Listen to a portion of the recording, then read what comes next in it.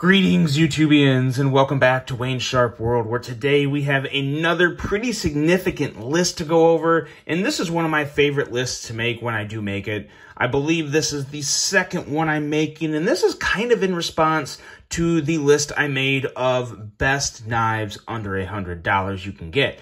Now, that list was a great list. I loved a lot of knives from that list, but there was very few, if any, American-made knives. And I had a lot of people reach out and say, hey, where's all the American-made knives, Wayne? You know, you say how much you love American, like to buy American. There was pretty much none on that list. Okay, so not so fast, my friends. I do love American-made. There's no question about that. I'm about to prove to you just how much I love American-made with my favorite American-made EDC folding knives that I think these are the best ones you can get. They're the ones I'd recommend to everybody. And I went back digging, I pulled out all the ones I liked, and then I actually did find a couple very nice American-made folders that were right around that $100 range or under that I'm going to have in here. And the way I did this was I broke up the list into kind of price categories. So we'll touch on those and go over what I think are the best knives you can get in each respectable price category. Before we hop into this list, though, I want to thank you guys for tuning in today. If you like what you see, please do me a huge favor, hit that subscribe button, follow along, and I will continue to bring you the content. Now, with that being said, let's get into it. And I'm going to try and go faster here because sometimes these longer lists can take up to, 35, 40 minutes.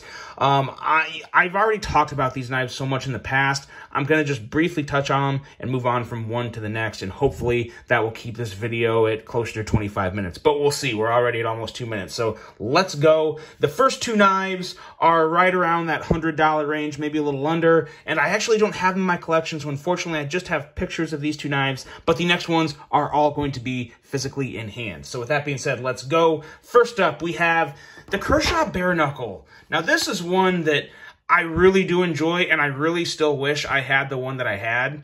And it was exactly this model here. This guy is coming in right around 75 bucks. The prices really fluctuate on these ones. They can go anywhere from 70 bucks up to $83, so right around that $75 average.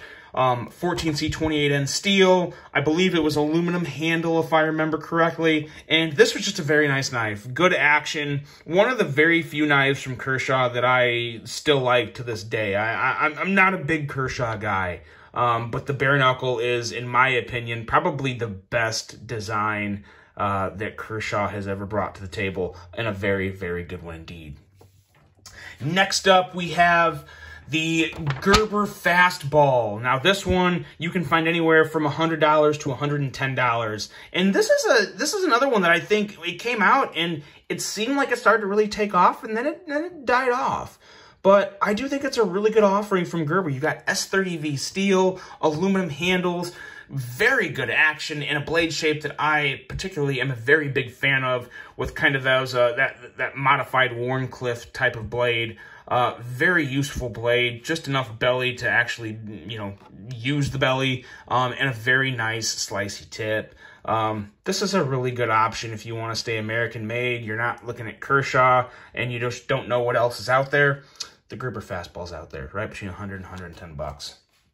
So now, from that section there, the low hundreds to mid hundred, or the just under 100 to the $110 range, if you're willing to spend an extra 20 to 30, 40 bucks, you can get what I consider to be a huge upgrade in terms of action, quality, and in some cases materials. And we're gonna now jump into the $100 to $200 category. And we're going to start off with one of my all-time favorites. That is the Hog K320 Nitron. Excellent ergos, super slicey blade, S30V steel. One of the most comfortable knives I've ever held in my hand. I do truly mean that. It is absolutely fantastic. Hog has some of the best edges in the industry, and this knife is a perfect example of that. Slices through anything with ease. and anything within reason, of course, anything that is, you know, sliceable, and a nice deep carry clip. I really like the gripping they put on that clip. It helps come out of the pocket. You got the American-made flag there. Hogue did everything right on this one. This truly is one of the best knives. It really, at 130 bucks for American-made, or 130-ish, they range, but this is an absolute home run in my opinion. One of the goats in that price range, the Hog K320 Nitron. Now, next up, we have another Hogue. We actually have two more Hogues. This one here is the Hog Deca, and this may very well be the best value knife on this entire list. Now, this is coming in at anywhere in the $160-ish range. And now there's also another new version with Magna Cut coming out that I believe is going to be well under 160-ish. I want to say that's coming in at like 130, 125 or 130, I believe.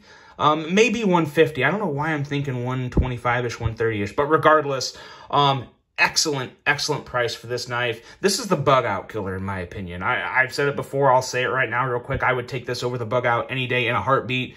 There is one little drawback to the Deca compared to the bug-out, which we'll touch on when we get to the bug-out, because, yes, you know it's kind of got to be on this list. But the Deca is my choice. It is crazy light. You don't need to put aftermarket scales on it to have a nice, solid handle. Love this G10. Very, very solid handle. There's zero flex in this. Standoffs help add stability, a nice deep carry pocket clip. CPM 20 CV. There's not many knives in that mid $150, $160 price range that's coming with CPM 20 CV, and there's barely any coming with Magna Cut. So keep an eye out for those Magna Cut runs, because they're going to be sweet. Those will not have G10 though. The Magna Cut versions will have the polymer handles like you saw on the K320 Nitron, which is no big deal, because if I'm ever going to buy a polymer grip with, you know, not G10, I'm going to go with Hogue. They put it on their other products. They go pew-pew, and they work very, very well. Extremely durable handle, and they just feel really good. But as for this Deca, excellent value, excellent everything in terms of how it carries in the pocket, weight, action, quality, edge. The Deca is again, it's one of the very few knives I would recommend to absolutely anybody, because it is just absolutely fantastic. And again, these knives are not in order of my favorite to least favorite or vice versa. Simply just kind of going through price groups to give you my thoughts on all these. So excellent option right here, the Hog Deca. Next up, we have our last Hogue, and this one here is the Mini RSK. Now, I want to specify I am talking about the Mini RSK and only the Mini RSK here. I do have the full-size Doug Ritter RSK, and it's a good knife. It's not a bad one by any means. But what you have on this is a much, much thicker stock that comes down to a not very thin edge. This right here is more my jam. On the right, you have the Mini RSK with a considerably thinner blade stock and a much slicier blade, just not quite as long. But what you get here is an excellent little EDC knife. If you want a knife that can really take a beating, slice through everything with pretty good ease, and you know, maybe you want something a little more office friendly, I think this is an excellent option. You know, it has a little more unassuming blade in terms of looks. It's not nearly as aggressive. And I just think this is an excellent little office carry. One of my favorite kind of casual office carries, to be honest. And this guy is coming in anywhere between 150 to 170. You can only get this at KnifeWorks. I'm going to have all these knives linked below, guys, where you can either purchase them or get more information on them. Some of these knives aren't available, but a good amount of them are available. So I'll have links to all those below. But this is a KnifeWorks exclusive model, and it is a damn good one. The one thing I would recommend with this is changing the clip out and getting a smaller one. I'm working on that right now, but this knife definitely needs a smaller clip. It's way too big of a clip for this knife, in my opinion. Still works fine. I just prefer smaller clips on smaller knives. But very good action, very good ergos, slicey blade, CPM 20 CV again, an absolute amazing steel. You really cannot go wrong with the Doug Ritter Mini RSK. Now we're getting into the Benchmade group, and now we got the Bugout. Now, what I was saying about the Bugout in terms, or in relation to the Hog Deca.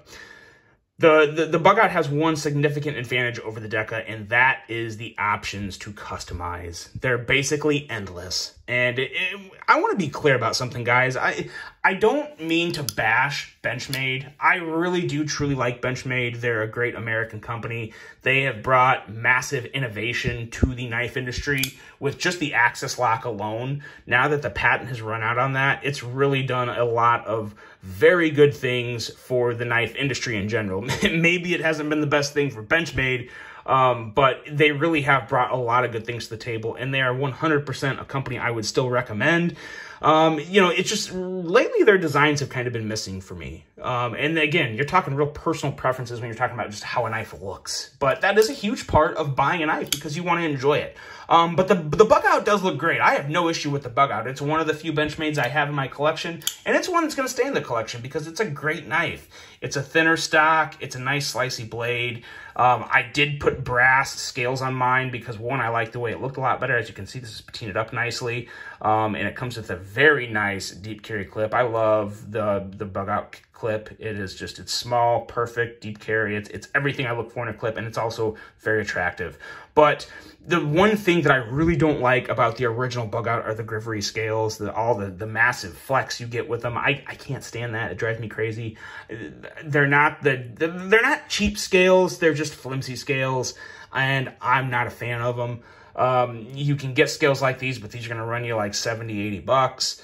But the Bugout stock comes in around 144 bucks and goes up, and there's so many different types of it. I think it goes up to like $279 for certain models of it. But it's an excellent option. It's a great size. It's a great thickness. You can't go wrong with it. It just depends. Do you want a Deca or do you want a Bugout? And like I said, even though I'd recommend the Deca, you're not going wrong with the Bugout. You're just getting the Bugout, and it's still a great knife, and it's still fidgety, and it's still worth checking out if you want one. So the Bugout is still very deserving to be on this list, and a very solid knife indeed. Next up, we have our other Benchmade, excuse me, and this is probably my favorite Benchmade ever. Now, I have a little more sentimental reasoning behind this, but this is the Benchmade 940. It's coming in around $200, so right towards the top of that price group, but I put it with the Bugout because, you know, the Benchmade stick together. This is an excellent model. Again, another, I think, good office carry for a longer blade. If you want a little more blade but don't want a real crazy look to it, there's just something about the 940 that is a lot more casual in terms of appearance to me, and I'm a big fan of it. It's rather unique, comes with a nice deep carry clip, and this is by far the smoothest Benchmade I've ever handled. Blade flies out with ease, shuts like a guillotine. It's just very buttery smooth, and I'm a huge fan of this. This was actually the knife I had in my pocket when I proposed to my wife. So, like I said, there's the sentimental value. It's one of the few reasons why this is never going to leave the collection. It was also one of the most expensive knives I had ever bought to start my knife collecting. You know, a lot of the times I was sticking it to budget knives well under $100. We're talking 35, 50 bucks, and there's still nothing wrong with those knives. But I wanted to move up the scale in terms of my knife experiences, and when I bought this Osborne 940, I really did, or it's just the Benchmade 940, it's designed by Osborne, but it really kind of raised everything to another level for me, and I still love it for just that reason alone, for you know, helping me move up in my collection and starting to appreciate more higher end models than the 940. Jesus, the 940 is just a fantastic model, in my opinion. Probably tied with the Mini Crooked River for my favorite model. I actually don't have a Mini Crooked River on this list because I don't have one, but this is definitely an excellent Benchmade model, the 940. Next up, we are moving into the realm of Spyderco. And this is really touching a sweet spot for me because Spyderco, probably, I think I have more Spydercos in my collection than any other one brand. And for good reason, because Spydercos are awesome. And we're going to highlight these two right here. This is the Para 3 and the Paramilitary 2, PM2, Para 3. These are the two that kind of, they're definitely the flagship models for Spyderco. We're going to start off with the Para 3 here. First, let's hit on pricing real quick. Stock pricing for just what you would, the regular base price, we're looking at right around $161 for the Para 3 and $171 for the PM2. Now, I've said it before, and I'll say it again, and some people don't 100% agree with me, but to me, these are the exact same knife, just bigger and smaller. Some people will say there's slight differences in blade angle and handle shape and this, that, and the other, and I get that. That's not that's true, but again, if you're looking at one or the other, the ultimate question is, do you want a smaller knife or a bigger knife? Because they're both great. There's a reason I have both in my collection. Obviously, you can see I've probably had this one longer because I've definitely put some mods on this. I've got some sharp dress knife scales, and I got a Lynch deep carry clip. That's another awesome thing with Spyderco's, is they're every bit as customizable, if not more customizable, than a Benchmade Bugout. The options are endless. You can get stuff all over the place to really jazz a knife up and make it your own. But these both have excellent ergos, pretty much, obviously, very similar ergos due to the, similar handle lines and shape. Just excellent knives, very versatile tip, slicey blades. You really cannot go wrong with either one of these. These are two of my more highly recommended knives of all time. I love the compression lock that Spyderco offers. And yeah, you really cannot go wrong with either one of these, the Para 3 and Paramilitary 2. Next up, we have our last Spyderco on the list, and this is bumping us up into another price category. We're now going from the $100 to $200 up to that $200 to $300 range. And this one is gonna be, it depends. It could be a significant increase, but some of these knives you just saw in 100 to 200 are really just as good in the 200 to 300, but there's different things such as materials and things like that. But this here is the Spyderco Shaman, and this is debatable in terms of price, but it depends which Shaman you have too, because the base Shaman comes in at $230. Now that's not going to have micarta, but it is going to have CPM S30V steel. This is actually off my base model, and this is from a sprint run that I got, and I put these two together because that's what I wanted, was micarta and a stonewashed blade. I'm just a big fan of this knife. I love the ergos. Some of the best ergos I've ever felt on a knife. It's right up there with the K320 Nitron.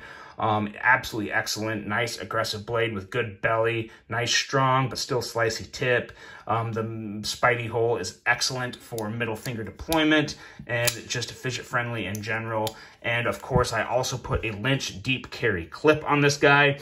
If you guys get Spyderco's, Lynch and Spyderco goes together like chocolate and peanut butter. It is a beautiful thing. I am a huge fan of Lynch Northwest. They make the best clips, the best aftermarket clips on the market, in my opinion, by a considerable margin. They are absolutely fantastic, and this is easily one of my favorite knives in my collection, just because it's everything I look for. It checks off pretty much every box that I want in a knife.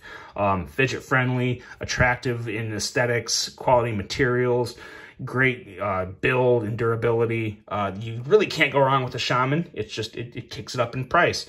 So that's the Spyderco Shaman. It is an excellent, excellent knife.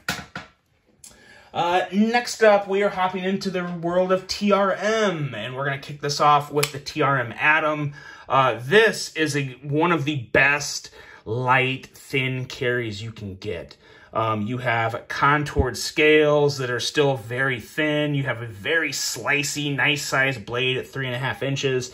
These guys start out at $231, unless inflation has brought that up a little. I'm not sure. These are the most accurate pricing I could find, so I believe they still come in at $231 for the very base price. Then you can always get new scales. TRM with the Atom and Neutron have a very, very easy scale swap system where you just take off these two screws and the scale comes right off. You put this, you don't have to disassemble the knife to put the handles on. It's a beautiful thing. It's an amazing idea, and it's one of my favorite things about TRM. What my favorite thing about them, though, is just their insane quality, the feel in hand. I love the thinner feel and the super, super light carry. This knife absolutely disappears in the pocket, and it actually has really... The action on TRMs are a little different, too, because they're so light. and the action's so smooth. It's kind of like a buttery glassiness. At least this one. I've carried this one a lot. I love my Atom. I actually have an upgrade coming to this guy that you're going to see here pretty soon. I may even have the upgrade uploaded before this video, so you can piece that together as you guys watch my videos. Hopefully you watch all of them. But definitely got some exciting things coming on the horizon for my Atom. But I love everything about this knife. Excellent overall EDC knife that you really just cannot go wrong with. The TRM Atom. Good to go. And the other TRM we're going to see today is kicked up just a little notch, in my opinion. This is the TRM Shadow. And this is one that is very hard to get right now. You have to enter a lottery. It takes, I think, considerably longer to make these as compared to the Atoms because there's just more going on with the milling. And the handle in general. The blade is still just as amazing as any TRM. Nice and thin stock, slicey edge. They all come with CPM 20 CV, which is an excellent steel. And this here, they call this the River Lock. This is their version of a crossbar lock, or you know what Benchmade calls their axis lock. Very, very smooth. The one difference with this knife is it doesn't quite have the detent feel of a lot of other knives, but it also has a wider kind of radius that the thumb stud travels around. So it takes, you know, just a little wrist, and sometimes I can do it without wrist. It's a knife that it takes a little getting used to, but it's still, it's seriously one of my favorites because it is very, very detailed with everything in the handle, from the milling on the pivot collar to the extra texturing they add on the G10 here. It is right or left-hand carry with an excellent, completely recessed clip that is just good to go. And again, more excellent ergos. The Shaman, Shadow, and K320 Nitron probably, I think here, yeah, they do. I honestly think they do sit at the top of my list for most enjoyable ergos on a knife. Those three are the ones. Now, if you can get your hands on one of these from TRM, you're looking at $279, which I gotta say, $279 for this type of knife, even though it's just G10 and 20 CV, you feel like you're getting a knife that could be more than that. And I hope they stay at $279. I really hope the prices don't go up for no reason. Because this is a very, very satisfying knife at $279. It's in all honesty, probably one of my favorite American-made knives under $300. Probably the best value you can get in an American-made knife under $300. Just a really, really good offering here. One that I thoroughly enjoy. And again, this is another knife. It is never in a million years leaving my collection, unless I get another version of it. You know, if they ever made an all titanium version, which they actually do, I've just never been able to get my hands on one. That is probably a time when I would sell this one and get the titanium version. But nonetheless, it is an excellent knife, one that I enjoy very much, the TRM Shadow. Next up, we are looking at ZT, the one ZT on the list, and it's a damn good one. This is the ZT0640. This is a collaboration with Ernest Emerson of Emerson Knives, 20 CV steel, and just a handful of elegant badassery. This was such a great model, and ZT used to have so many good models. They don't really have that many anymore. A lot of them have been discontinued. They do still make this one, though. This one is still available. It is coming in at $268, but if you want one that looks like this, you're going to have to spend a little more money. You're going to have to get some micarta scales from Sharp Dressed Knives, which are absolutely fantastic, and another Lynch Northwest deep carry clip. In my opinion, this knife is now perfect. I absolutely love it. And this is, if you guys probably know, if you watch my channel in the past, this has been deemed my adventure knife. It just looks like an adventure knife. The micarta and the nice, elegant design, but it's still big enough to be a real, you know, hard-use tank of a knife.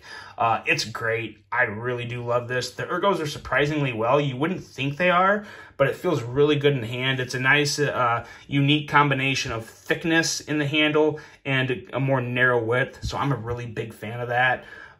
Big fan of this knife in general. It's also a front flipper that it's not supposed to be, but it is because they got that little tab up here. I still want to put jimping up there someday, but nonetheless can easily be front flipped. And the thumb disc still works good. Don't discredit the thumb disc.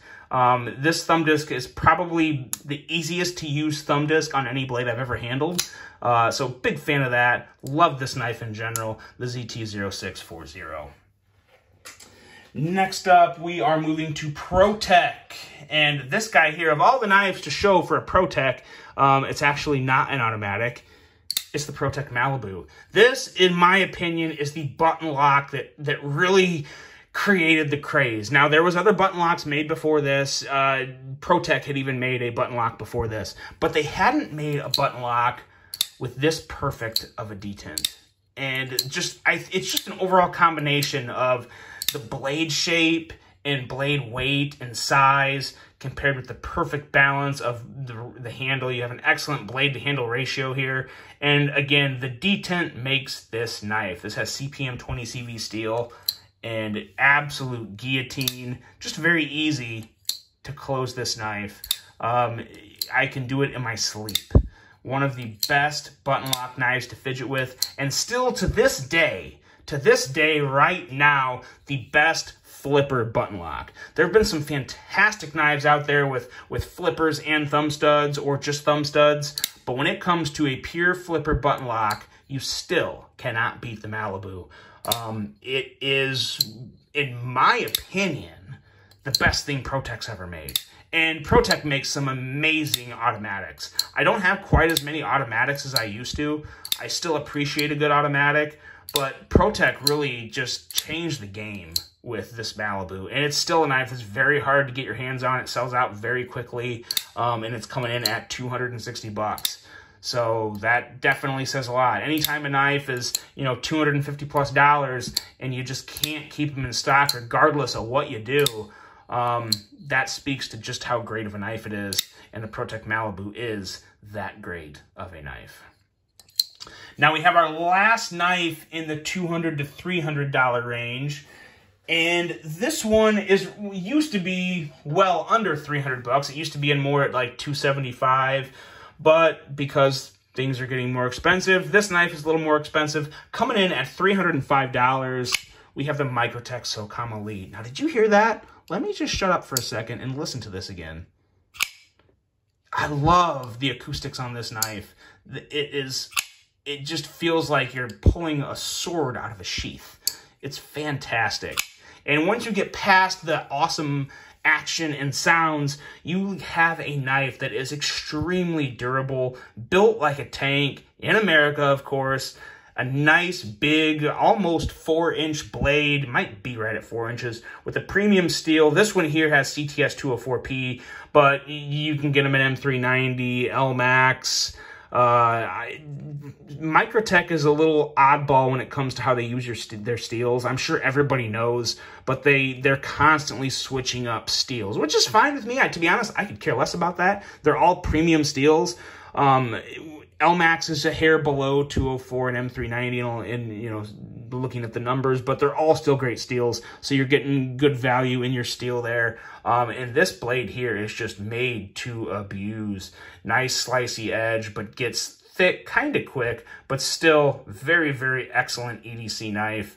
You have the glass breaker at the end, and I really like how they did this glass breaker. It's not nearly as big as the ones on the OTFs, the Ultratechs, the Troodons, and all that stuff. A little more, less noticeable, which I do like. You kind of have this really gnarly, grippy texture. It's almost like a coarser sandpaper that, it doesn't sand away or anything, but just provides a very nice grip and just a very nice, unique design coming out of Microtech. This is still probably my favorite Microtech of all time. I like this more than any OTF they make. It's just a great knife, and I think the only thing I would, maybe like to see about it change sometime is the clip, but I know they just made a run through a Chinese manufacturer, actually, of the Socom Bravo, but this is still my choice in terms of the Socom Bravo or Socom Elite. I would definitely take this over the Socom Bravo. It's just still, it's an iconic model from Microtech. And like I said, my favorite Microtech, the Socom Elite, coming in at $305. So now we're going up another notch. We're getting into that price range of 400 plus. In this video, we're looking at 400 to about 650-ish. Some of those prices are now even more, but we're kind of going off the prices that they used to always be, at least kind of what I spent. And I'm also trying to give you guys an update of where these prices are. But these next knives, some of them haven't been available for a little while, so I'm not sure where the prices would exactly come in at, but these are the prices that I last knew of. And this one here is an absolute fidget brute, and this is the Demco Knives 8020. This is not the 20.5. This is the thick boy here, the fully made in America, just destroyer. It really is. It's like a premium cold steel with better action, I guess is the best way to put it. I love this knife. One of the more expensive knives that I've ever bought, and I don't regret it, not for a second. Excellent blade. It gets kind of thick behind the edge, but it's still a very, very good blade that would work in pretty much any ED situation I would ever have, and probably any situation you would ever have in terms of a folding knife. It really is fantastic. Excellent jimping on the spine. It's a fidget dream with the shark lock. I absolutely love the shark lock. It's very durable lock. You're not going to break it. At least I have not heard of anyone breaking it, especially on this full 8020 model. And I also put, again, we got a theme here, another Lynch clip, deep carry clip on this guy, and it really elevates the ergos. The ergos are excellent with this clip. You don't really feel it that much at all. No hot spots, and this is just a big bruising knife. Really, really good. Again, these are kind of hard to find right now, but I'm sure there'll be another drop coming at some point in time. This has CPM 20 CV steel, but that can also change depending on what Demco wants to put on at that given time. I've seen them in 3V, I think 4V, but nonetheless, CPM 20 CV is always good to go, and this is the Demco AD20. Now, next up, we have my newest knife in this category, at least in terms of newest that I own. This is the Spartan Harzi folder, and I'm going to make a bold statement here, but I do truly mean it. This knife here kind of eliminates my need of wanting a hinder knife. Now, some people are going to really just say, like, what the hell is wrong with you? But I am a huge fan of the Harzi folder. It is a big knife, full 4-inch blade, very, very good ergos. The only issue I did have with this knife is it did come out of the box not as sharp as it should be. It definitely needed to be touched up with a strap, and that's not ideal. I could have called Spartan, and I'm sure they would have let me send it back, and they would have sharpened it for me. And maybe I should have, just, you know, because of the principle of the whole thing. But I kind of just thought it was senseless to send it back to him just for, you know, to touch up the edge when I can do that. So I wasn't happy about it, but it is what it is. If there's ever going to be a problem that I would have with a knife, I think that I would like that to be just, you know, get a knife out of the box with some burrs on the blade still that I need to, you know, tune up. That's the easiest fix. Anything else is a pain in the butt. So it is what it is. It's whatever. But this knife in general, it's very smooth. It's running on washers. And when you get washers, you have that nice combination of an action that will break in over time. Again, this is something that I should probably disassemble it and, you know, clean it up real good and then let it break in. But even as is, it's sometimes, I think it's good, especially with washers, to just deploy it over and over and over again. And the washers will definitely smooth out over time. And when those washers do smooth out, you can have a pretty amazing action with a knife of this size because the blade will just drop shut for you. It'll fly out, and it even flies out right now. So I don't really have any issue with the action. And again, it's just a nice brute of a knife. And in my opinion, if you're looking at a hinderer, this is every bit as durable, if not more durable than a hinder. with all the bells and whistles in terms of the, well, it actually does not have a lock bar insert, but it doesn't have an over travel stop. I've just kind of fallen out of anything with Hinder. I'm not a big fan, but I am a fan of Spartan blades. They do a fantastic job. You can get this in 2 sizes. This bigger size is coming in at $465. The smaller size is coming in, I think, $415. The smaller size may be a little more practical for most people's regular EDC use, but I would absolutely EDC this blade, no problem. It's not a pocket anchor. It has a pretty nice clip that isn't too loud or obnoxious, and it hides enough of the knife to where it's not that big of a deal. Yeah, it's just really good. And it's one of the more underrated knives in the $400+ category. Obviously, you know, people don't buy a whole lot of $400+ knives. I mean, some people do. But regardless, it's a very solid option, and it's just a very good company to work with when it comes to Spartan blades. They're a very patriotic company, and quality and USA are important to them. So they're a company worth supporting. You definitely get the bang for your buck out of them, and it's one that I'm happy to have back in my collection. This is the second time I bought this knife. I sold one and then purchased this one, so do enjoy a good Spartan Harzi folder. Next up, we are going into a realm that is kicked up just another little notch. Not a huge difference in price, but more so in just the legacy of a company. And, you know, the name always factors into something like this. When you're talking a purchase of, you know, $450, $550, you know, you're buying something just as much for the name as you are the product itself. And when it comes to a name and product and the whole package, it's really hard to beat Chris Reeve knives. I just uploaded a complete video about these knives, so I'm not going to say too much about them. But in price, we're looking at $450 and $550. And the legacy of Chris Reeve knives is really, I don't think it can be matched by anybody, really. Premium, high class, some of the best tolerances and overall fit and finish you can get in a knife. And they're just excellent. In terms of which one of these is better, take your pick. Again, as you saw, I tried to, these are not flicking knives. You can, if you, some wrist, now I got to do it just to show it can be done.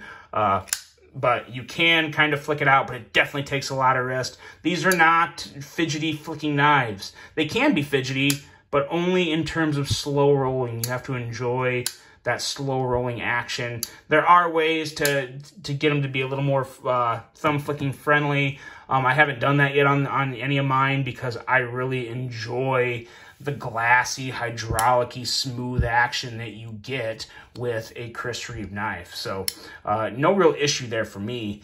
In terms of durability and longevity, these are heirloom pieces. These are pieces that you can buy. I could buy this and pass on to my son or daughter, or I could pass it on to my grandson or granddaughter, because they are built to last lifetimes, and it's really hard to go wrong with buying a Chris Reeve knife. When people come to me and say, you know, Wayne, I'm gonna drop some good coin on a knife, what brands would you recommend in that premium price category? There's 2. And Chris Reeve knives is one of them. This is the Sebenza, the large Sebenza 31, and this is the Chris Reeve knife Umnumzan. Can't go wrong with either one of them. Now, when I said there's 2 brands I recommend Chris Reeve, and then there's one other brand I recommend, and this is actually the last knife on the list, and this one here is the crown jewel. This is the Konigarius. And in my opinion, I've said it before, I'll say it again here real quick, you can't beat a Konigarius. It's my perfect combination of aesthetics, quality, action, materials, everything. Everything. The Arius is the perfect package in my opinion. Obviously, this is on washers, or on bearings, compared to where the Chris Reeve knives were on washers. So you get 2 completely different actions. It's almost not fair to compare those 2 knives because they're completely different. So I'm really not, but they do kind of have a place together in the EDC community of 2 of the best, most incredible quality knives you can get. And the Arius is #1 in my book. If I was putting all these knives you saw in order today, this would, without a doubt, be #1. It is just perfect. The amount of internal milling they do on the inside of this handle to reduce weight is phenomenal. You have all the bells and whistles. You have incredible milling on these handles that is just CNC mastery. An excellent, super deep, thin hollow grind that's just fantastic. Aesthetics that are to die for, in my opinion. Absolutely gorgeous, beautiful knife. In any angle you look at it. And this is it. This is #1 for me, the Konigarius. All these knives are made in America, guys. All these knives are highly recommended by me, and I think a lot of other people would agree. And that's the list. That is the list. Like, the Arius is coming anywhere from $650 up, depending on what model you get. Let me know what you guys think of this list. We still went to 40 minutes. I tried, but you get me rambling, and I keep going. Sorry about that. But I hope you enjoyed the list. Let me know what you think about these knives on the list. What's your favorite knife off of this list? And which knife would you add to the list? Which knife did I miss? Because I'm sure I missed some. Anyways, I really hope you guys enjoyed this one. I really enjoyed bringing it to you. I hope you have a great rest of your day. And until the next one, I'm out.